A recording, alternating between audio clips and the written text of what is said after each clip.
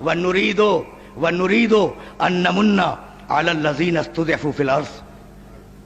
ہم نے یہ طے کیا ہے کہ جو کمزور ہیں نا، جو مظلوم ہیں، نجعلہم ائمۃ، ہم انہیں امام بنائیں گے، ونجعلہم الوارثین، اور انہی کو زمین کا وارث بنائیں گے.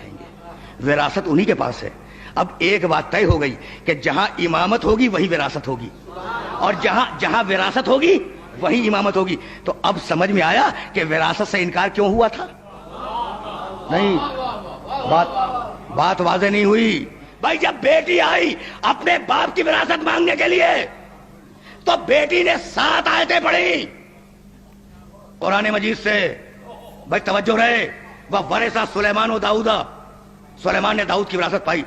یرثنی وَیَرِثُ مِنْ آلِ یعقوب، میری بھی وراثت اس کو ملے، آل یعقوب کی بھی وراثت ملے. للہ میراث السماوات والارض، ایک کے بعد دوسری کے بعد تیسری یہ کہتی گئی کہ یہ ہے تمہارا قرآن جو وراثت کی بات کرتا ہے.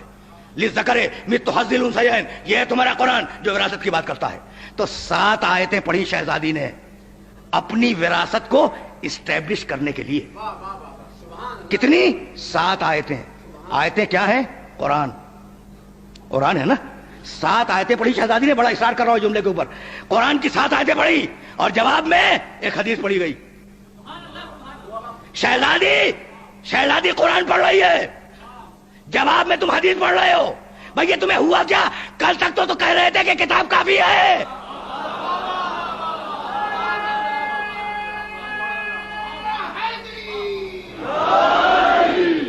بھئی تمہیں کیا ہوا؟ کل تک کہہ رہے تھے نا کہ کتاب کافی ہے، اور اب کتاب کے مقابلے پر حدیث پیش کر رہے ہو. تو اب یہ جملہ کہنے کی اجازت ہے کہ خرمے کے درختوں کا مطالبہ کرنے نہیں گئی تھی. شہزادی باغ مانگنے نہیں گئی تھی. شہزادی کو کوئی دلچسپی، اگر مانگ لیتے نا تو شہزادی یوں ہی صدقہ کر دیتی. اگر مانگ لیتے تو شہزادی صدقے میں دے دیتی، اپنے بچوں کے صدقے میں دے دیتی اس پورے باغ فلک کو. تو باغ مانگنے نہیں گئی تھی. شہزادی تو یہ بتلانے گئی تھی کہ کل میرے باپ نے کہا تھا کہ میں ایک حدیث لکھ دوں، تو تم نے کہا تھا کہ کتاب کافی ہے، اور آج میں کتاب پیش کر رہی ہوں تو تم جواب میں حدیث پیش کر رہے ہو. تو تمہارا ایمان نہ کتاب پہ نہ حدیث پہ.